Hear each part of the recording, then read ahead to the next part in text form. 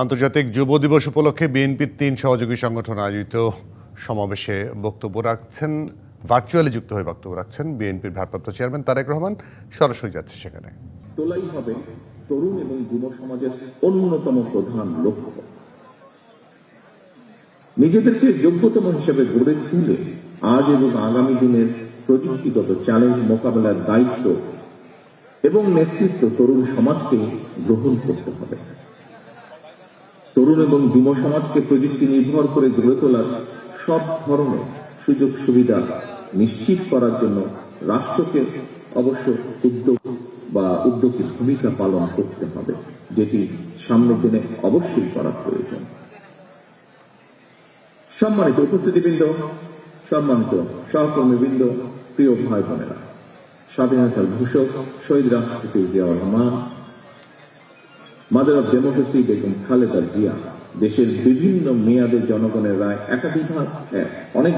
কয়েকবার রাষ্ট্র পরিচালনার দায়িত্ব পেয়েছিলেন। সে সময় দেশের উন্নয়নের ব্যাপক উদ্যোগ গ্রহণ করেছিল এবং বাস্তবায়নও করেছিল।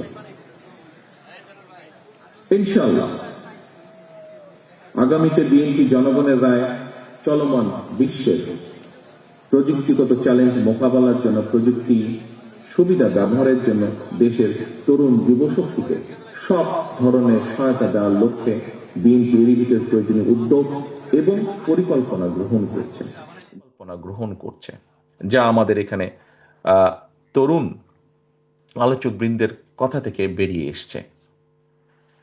তরুণ যুব শক্তির প্রতি আমার একটা আহ্বান থাকবে, নিজেদেরকে প্রযুক্তি শিক্ষায় দক্ষ এবং যোগ্য করে গড়ে তুলুন।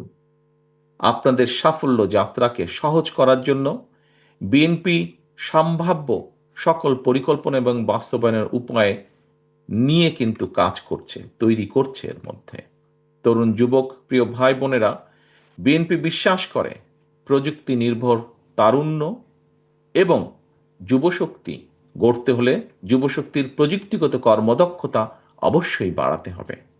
প্রযুক্তির সঠিক ব্যবহার শিখতে হবে, শেখাতে হবে।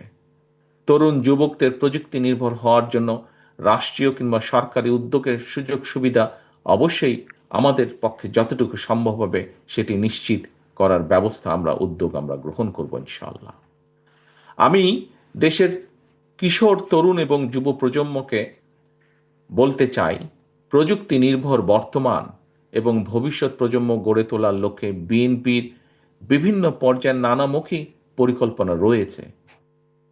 পরিকল্পনার দ্রুত বাস্তবায়নের লক্ষ্যে বিএনপির উদ্যোগে আমরা এরই ভিতরে বিশেষজ্ঞ টিম কাজ করছে। আমাদের স্কুল পর্যায় থেকে শিক্ষা কারিকুলামে প্রযুক্তি বিষয়ক শিক্ষা বাধ্যতামূলক হিসেবে অন্তর্ভুক্তির জন্য আমাদের টিমগুলো কাজ করছে, প্রয়োজনীয় প্ল্যানিং তারা তৈরি করছে।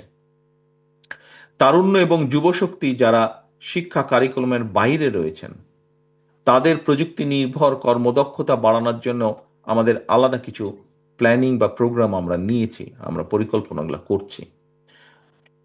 যুবশক্তি যাতে প্রশিক্ষিত হয়, আনস্কিল লেবার যাতে স্কিল হতে পারে এবং দেশে বিদেশে দক্ষ জনশক্তি হিসাবে কাজ করতে পারে, সে লক্ষ্যেও কিন্তু আমরা বিদেশি ভাষা শিক্ষা সহ বিভিন্ন রকমের প্রশিক্ষণ কোর্সের পরিকল্পনা আমাদের টিমগুলো তৈরি করছে।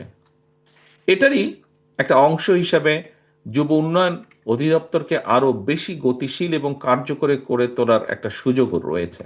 সারা দেশে ভোকেশনাল ইনস্টিটিউট যেগুলো আছে, এগুলোর মাধ্যমে প্রযুক্তি এবং কারিগরি শিক্ষা বিষয়ক প্রশিক্ষণ প্রদানেরও আমাদের সুযোগ রয়েছে। আগ্রহী যারা যুবক রয়েছে, প্রশিক্ষণের মাধ্যমে তাদেরকে কিভাবে এক্সপার্ট হিসেবে স্কিলড হিসেবে গড়ে তোলা যায়, বিএনপি সেই পরিকল্পনাগুলো তৈরি করছে। নতুন নতুন কর্মক্ষেত্র কি আছে সেগুলোকে চিহ্নিত করার জন্য আরেকটি টিম আমাদের কাজ করছে। অনেকগুলো বিভিন্ন সেক্টরে অনেকগুলো টিম আমরা তৈরি করেছি এবং এই টিমগুলো যে শুধুমাত্র যে বিএনপির নেতাকর্মীদেরকে নিয়ে তৈরি করা, নট দ্যাট। এখানে বাইরের বহু মানুষ এক্সপার্ট যারা যেই লাইনের এক্সপার্ট, যেই বিষয়ের এক্সপার্ট, তাদেরকেও আমরা এখানে ইনক্লুড করেছি।